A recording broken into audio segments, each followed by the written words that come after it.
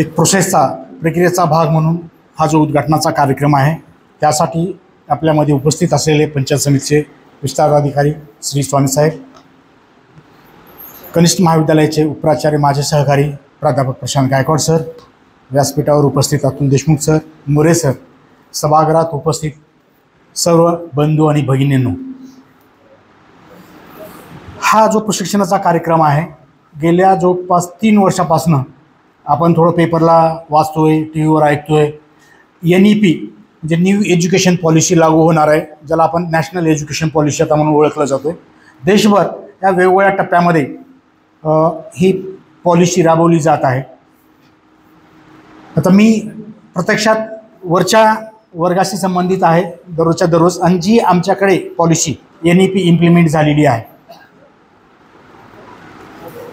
गतवर्षी जूनपासूनच माध्यमिकला ती लागू होणार होती, पण ते तयारी नाही, प्रशिक्षण नाही, या निमित्ताने ते 1 वर्ष पुढे ढकललं गेलं. आणि आपल्याला माहीत आहे की येत्या जूनपासून आपल्याला कसल्याही परिस्थितीमध्ये याचं इम्प्लिमेंटेशन करायचं आहे. तुम्ही सर्वजण जवळपास या बाबतीत वाचलं असेल, ऐकलं असेल, चर्चाही ऐकली असतील, तुम्ही चर्चा केली असेल काय बदल आहे जुन्या अभ्यासक्रमामध्ये याच्यामध्ये वगैरे. अभ्यासक्रमामधला खूप बदल अपेक्षित नसतो. जे काही आहे ते अभ्यास मंडळ ठरवत असतं, त्याची अंमलबजावणी ही आपल्याला करायची असते. तो माध्यमिकचा अभ्यासक्रम असेल, उच्च माध्यमिकचा असेल किंवा वरिष्ठ महाविद्यालयाचा असेल, ते एक मंडळ असतं तज्ज्ञाचं आणि ते एक अभ्यासक्रम ठरवतात. अभ्यासक्रम ठरवणं हा एक भाग झाला, त्याच्याशी आपण फार क्वचित लोक निगडीत असतो, त्याच्यामध्ये सहभागी असतो. परंतु प्रत्यक्षात अंमलबजावणी करते वेळेस ते आपल्याला करायची असते. आणि ही अंमलबजावणी कुठल्या पद्धतीने करायची, कशी करायची, हे सगळं आपल्यावर अवलंबून आहे. म्हणजे एखाद्या गोष्टीचं अंमलबजावणी किती प्रभावीपणे करता येते, किती चांगल्या पद्धतीने राबवता येतं, हे आपल्यावर अवलंबून आहे. आपल्या प्रशिक्षणावर किंवा प्रशिक्षण देणाऱ्यापेक्षा आपण जे प्रत्यक्ष वर्गात विद्यार्थ्याशी निगडीत ज्या सगळ्या गोष्टी आहेत त्यावर सगळं अवलंबून आहे. मी थोडा माझा अनुभव सांगतो वरिष्ठ महाविद्यालयाशी संबंधित. आपल्याकडे ट्रॅडिशनली जुन्या पद्धतीनं डिग्रीला 3 विषय होते, BA, BCom आणि BComला कंपल्सरी होते, BScला विषय होते. 3 विषयापर्यंत आपण first year, second year, third year जायचं, परत एका विषयात MSc करायची, B.Ed वगैरे करायचं, परत या प्रोसेसमध्ये यायचं किंवा नेट सेट करायचं, सिनियरच्या प्रोसेसमध्ये जायचं. आता हा सगळा पॅटर्न बदललेला आहे त्यांनी. फर्स्ट इयरला मेजर, मायनर असे विषय आणलेत. नंतर सर्वांनी विनंती केली शासनाला, विद्यापीठाला, की आपल्याकडे सडनली पहिल्याच वर्षी मेजर विषय घ्यायचा आणि त्याच्यातच PG करायचं, थर्ड इयरपर्यंत तोच विषय मेजर, बाकी मायनर. एक फर्स्ट इयरला कमी होईल, एक सेकंड इयरला आणि थर्ड इयरला एकच विषय राहील.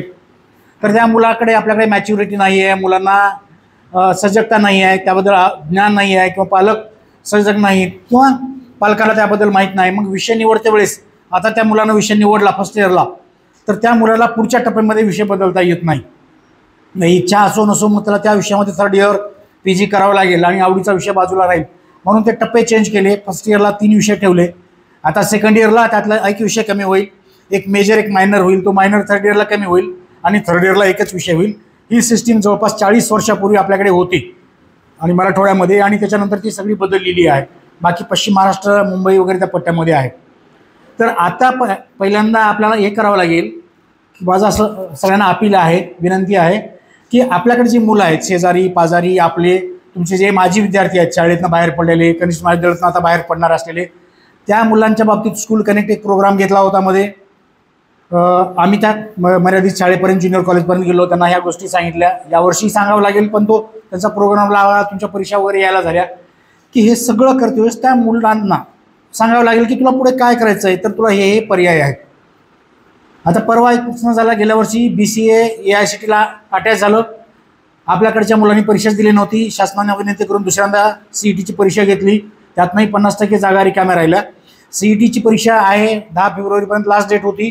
98,000 जागा BBA आणि BCAसाठी आहेत, जे AICTEला अटॅच आहे. त्या परीक्षेतनं त्यांचं ॲडमिशन होणार आहे. आता फक्त मागच्या आठवड्यापर्यंत 48,000 विद्यार्थ्यांनी फक्त नोंदणी केली 12वीच्या. सायन्सची मुलं आहेत, त्यांना JEE आहे, नीट आहे, या सगळ्या परीक्षेचं नोंदणी करतात, परीक्षा देतात. पण आर्ट्स कॉमर्सच्या मुलाला ते माहीतच नाही ही परीक्षा द्यायची आहे म्हणून. ही परीक्षा तुम्हाला किती मार्क पडणार आहेत, +1 पासून पुढे किती असेल तर तुमचा नंबर लागतो. परीक्षा देणं तिथं गरजेचं आहे. आणि ऐन वेळेला आपल्याकडे काय होतं, निकाल लागल्यानंतर ठरवतो आपण की मला BCA करायचं आहे, तुमच्याकडे परीक्षाच दिलेली नाही, त्यावेळेला BCAला ॲडमिशन मिळत नाही. म्हणजे या सगळ्या सिस्टीममधनं जे कोणी पालक असतील, जे कोणी विद्यार्थी असतील, हे दुसऱ्या कोणाला विचारत नाहीत, ते आपल्या टीचरलाच विचारतात. ते तुम्हाला विचारतात, आम्हाला विचारतात. पालकांचा विश्वास आपल्यावरच आहे. म्हणजे सगळ्या समाजाचा आणि पालकाचा विश्वास आपल्याकडे असतोय. त्यांना माहीत असतं या सर आहेत म्हणजे ज्यांना सगळं माहीत असलं पाहिजेच. कुठं जायचं आहे, काय करायचं आहे, कशा परीक्षा असल्या पाहिजे, तेवढंच नाही आहे तर इंटिग्रेटेडचे काही अभ्यासक्रम आहेत, BA BEd BSc BEd BCom BEd आणखीन आहेत, त्याची सुद्धा CET वेगळी आहे. त्यातनंच परत त्यांना जायचं आहे. जे शासनाने केंद्र शासनाच्या माध्यमातून असेल, AICTE UGC NCTE या माध्यमातून असेल, प्रत्येक एंट्रीला त्यांना आता एंट्रन्स एक्झाम आहे, तिथून त्यांना ॲडमिशन आहे. मध्येही असं निघालं होतं की BA BCom BSc फर्स्ट इयरला सुद्धा ॲडमिशन घ्यायला त्यांना CET द्यावं लागेल. म्हणजे आता आपल्या 12वीच्या मार्कावर ॲडमिशन मिळेल असं नाही आहे. मध्ये तो निर्णय थोडासा थांबवला गेला पालकांच्या, शिक्षकांच्या, बाकीच्या लोकांना, किंवा अजून मुलं अवेअर नाही आहेत ते सगळ्या. पण भविष्यात पुढच्या वर्षी, त्याच्या पुढच्या वर्षी सुद्धा साधं तुम्हाला रेग्युलर BA BCom BScला जरी ॲडमिशन घ्यायचं असेल, तुमच्या या सगळ्या मुलांना त्या CETच्या परीक्षेतनं जावं लागतं. हे आपल्याला माहीत पाहिजे. आता इथं अभ्यासक्रमात काय बदल झाले आमच्याकडनं, जे ऑप्शनल मी म्हणालो होतो 3, तिथं आलं आहे. तुमचं लँग्वेज कंपल्सरी आली. लँग्वेजचा जो वर्कलोड होता इंग्लिशचा 5 पिरियडचा तो 2 पिरियडवर आला. भाषेविषयीचा 4 पिरियडचा वर्कलोड 2 पिरियडवर आला. 2 सेमिस्टरमधनं ह्या सेमिस्टरला एक भाषा, त्या सेमिस्टरला एक भाषा दिली होती. नंतर थोडा बदल केला, दोन्ही सेमिस्टरला भाषा ठेवली. जेनरिक इलेक्टिव्ह नवीन केलं की जे तुम्हाला तुमच्या शाखेशी निगडीत नाही आहे. तुम्ही BSc घेणार असाल तर तुम्हाला BCom BAचा विषय घ्यावा लागेल, जेनरिक इलेक्टिव्ह. BCom वाले असाल तर BA BScचा, BA वाले असाल तर BCom BScचा असे विषय घ्यावे लागतील. स्किल एनहान्समेंट कोर्स आहे. IKS इंडियन नॉलेज सिस्टीम, जे भारताचं ज्ञान आहे पूर्वपरांगात चालत आलेलं आहे, जे वेगळे आहेत. या मुलांना कुठंतरी आपण शाळेच्या लेवलला तोंडओळख झालेली आहे, थोडं बहुत त्यामध्ये गॅप पडलेला आहे. म्हणजे आपला जो वारसा आहे, समृद्ध वारसा आहे, त्याबद्दलचा एक विषय त्यांना घ्यायचा आहे. भारतीय राज्यघटना या सेकंड सेमिस्टरला फर्स्ट इयरच्या मुलांना घ्यायचं आहे. म्हणजे हे सगळं अभ्यासक्रम चांगला आहे, नियोजन चांगलं आहे, पण इम्प्लिमेंटेशन करता वेळेस तुम्हाला आम्हाला ज्या अडचणी येणार आहेत त्या अडचणी यामुळे येतात की ते जे मुलं प्रवेश घेणार आहेत त्या मुलांना याबद्दल माहीत नाही आहे, त्यांच्या पालकाला माहीत नाही. आणि मग ते काय होतं की आज प्रेझेंटी पाहिली शाळेची, तोपर्यंत अजून लोळतात. ज्युनियर कॉलेजची काय अवस्था आहे, प्रेझेंटीची बाहेरची माहिती आहे तुम्हाला. सिनियरची बाहेरचे लोक आले आमचे मित्र की आम्हाला म्हणतात, अहो तुमच्या कॉलेजला एवढे मुलं राहतात का रेग्युलर क्लासला? ते आश्चर्य वाटतं त्यांना. आम्ही म्हणलं राहतात आमच्याकडे, आमचे क्लास रेग्युलर होतात, आमचा एकही क्लास मिस होत नाही आहे, आमचा 100% सिलेबस आम्ही संपवतो. म्हणूनच यावर्षी 22 विद्यार्थी आमच्या विद्यापीठाच्या मेरिटमध्ये आलेत. 10-15 तर दरवर्षी येतातच. म्हणजे एवढे विद्यार्थी मेरिटमध्ये कसं येतात? विद्यापीठी आश्चर्य होतात. म्हणून सर या आमच्याकडे बघा, आमच्या परीक्षा घ्या, आमच्या सेंटरवर डाऊट असेल तर आमच्या सेंटर कॉलेजचं कुठंही कुणालाही देऊन टाका तुम्ही, आम्ही आमचा सिलेबस संपवतो, मुलाची तयार करून घेतो, मुलं अभ्यास करतात म्हणून मेरिटमध्ये येतात. म्हणजे जे मुलं करणारे आहेत ते आमच्याकडे येतात. न करणाऱ्या मुलाबद्दल मला काही बोलायचं नाही आहे, पण करणाऱ्यासाठी आपल्याला करायचे, तुम्हाला आम्हाला शिकवायचे. तुमची तर स्टेज अशी आहे की त्या मुलांना तुम्हाला सगळं सांगावं लागेल, त्यांना अभ्यासक्रम तयार करून घ्यावा लागेल, त्यांना पूर्ण करावं लागेल. पालकांना, तिथल्या लोकलच्या एरिया, त्या विद्यार्थ्यांना, समाजातल्या सगळ्या गोष्टीला पहिली जिम्मेदारी तुमची आहे. तुम्ही जे घडवलेलं आहे थोडं बहुत तयारी करून चांगली, पुढच्या टप्प्यात ज्युनियरला आले की अजून तयारी करून ते सगळं पुढच्या स्टेजला आमच्याकडे यायला लागले. म्हणजे खरी अडचण तुमची 9वीपासून 12वीपर्यंतच्या लोकांची आहे. ते वय काय आहे, सध्याची सिच्युएशन काय आहे, समाजामधल्या विविध घटकात तुम्ही अनुभव काय घेतात, त्यामुळं काय होणार आहे. कधीही झालं ती अजून जे एक जुनी म्हण आहे बघा, अजून ती जात नाही आपल्याला. आम्ही शिकायला होतो किंवा माझ्या वयात जे असतील किंवा माझे सिनियर असतील, कोणीही विद्यार्थ्यांनी चुका केला की कुठल्या शाळेत शिकलास रे, म्हणजे काय होतंय, चूक ते विद्यार्थ्यांनी केला तर विद्यार्थ्याची चूक कोणी पकडत नाही, विचारत नाही. ते म्हणणार त्या शाळेची चूक आहे, कोण्या सरांनी शिकवलंय, त्या सरांची चूक आहे. आपण त्या सगळ्या गोष्टी चुकीच्या करायला सांगतो का? कधीच सांगत नाही. कुठलाही शिक्षक चुकीच्या गोष्टी करायला सांगत नाही. मग दोष कोणावर येतो? तो आपल्यावर येतो. आता ह्या शिक्षण व्यवस्थेमध्ये जर ह्या अभ्यासक्रमाचं इम्प्लिमेंटेशन व्यवस्थित नाही झालं तर हा दोषी समाज आपल्याच माती मारणार आहे.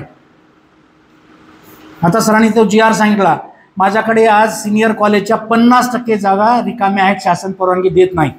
आणि 50% जागा रिकाम्या असल्यामुळं माझा नॅकचा यायचा ग्रेड B++ 2.96 वर आला का? तर 40 मार्काचा जो प्रश्न आहे शासनाच्या या धोरणामुळे तिथं मला 0 मार्क मिळाले. तिथं 10 जरी मार्क मिळाले असते तर मी A मध्ये आलो असतो. यात दोष महाविद्यालयाचा आहे का? नाही आहे. शासनाची जी भरती प्रक्रिया आहे, किमान तुमच्याकडे आता प्राथमिक, माध्यमिक, उच्च माध्यमिकला पवित्रमधनं भरती चालू आहे. वरिष्ठ महाविद्यालयाची भरती अजून नाही आहे. UGC सांगते 40% अभ्यासक्रम तुम्ही ऑनलाईन घ्या. म्हणजे 40% अभ्यासक्रम जर ऑनलाईन घेतला तर तुमचे 40% पदं कमी होणार आहेत. तुमचा नवा जे आकृतीबंध आलेला आहे तुम्ही वाचून बघा. सरांनी मोगम सांगितलेलं आहे, तुम्हाला इशारा दिलेला आहे. काही गोष्टी स्टेजवरनं त्यांना बोलता येत नाहीत, आम्हाला थोडं बोलता येतात, सगळ्याच बोलता येत नाहीत. तरी मी तुम्हाला स्पष्टपणे या सांगालो की या सगळ्या बदलाच्या प्रक्रियेमध्ये आपल्याला इन्व्हॉल्व्ह व्हावं लागेल. ज्या गोष्टी सत्य आहेत त्या स्वीकाराव्या लागतील, ज्या गोष्टी आपल्याला पटत नसतील तरी त्या आपल्याला पटवून घ्यावं लागतील. का तर तो आदेश आहे, अंमलबजावणी करणारे आपण आहोत, शिकवणारे आपण आहोत. आणि आपण या प्रक्रियेमध्ये आता होतं काय, मुलगा ग्रॅज्युएट झाला की मग तुम्हाला MPSC करायचं आहे, UPSC करायचं आहे. म्हणजे त्याला ग्रॅज्युएट झाल्यावर आठवण येते MPSC UPSCची, आणि MPSC UPSCचे क्लास लावल्यावर त्याला काय शिकावं लागतंय, 5वी पासूनचे सगळे विषय शिकावे लागतात. म्हणजे हे जर आपण या मुलांना त्या टप्प्यातनंच परीक्षेसाठी फक्त तयारी कर, मार्क असं लिहिल्यावर एवढे मार्क पडतील हे न करता तुला हे अभ्यासक्रम करायचा आहे, हे तुला समजून घ्यायचं आहे, त्यातनं ज्ञान घ्यायचे आहे, मार्क किती पडतील तू याचा विचार करू नको. हे जर आपण त्यांना कळवलं, या प्रत्येक टप्प्याचे मार्क त्या जर योजी तर ज्ञान घेत त्या मुलांनी गेलं, आपण त्यांना त्या पद्धतीने तयार केलं तर ते मुलं MPSC UPSC सहज पास होतील. होतंय काय, सगळे मार्क्सवादी बनायला तयार आहेत, मार्किस्ट सगळे. किती मार्क आहेत त्याच्यानुसार आपण समाजामध्ये त्या विद्यार्थ्याचं मूल्यमापन करतो. कसे मिळवलेत हे तुम्हाला आम्हाला सगळ्यांना माहीत आहे.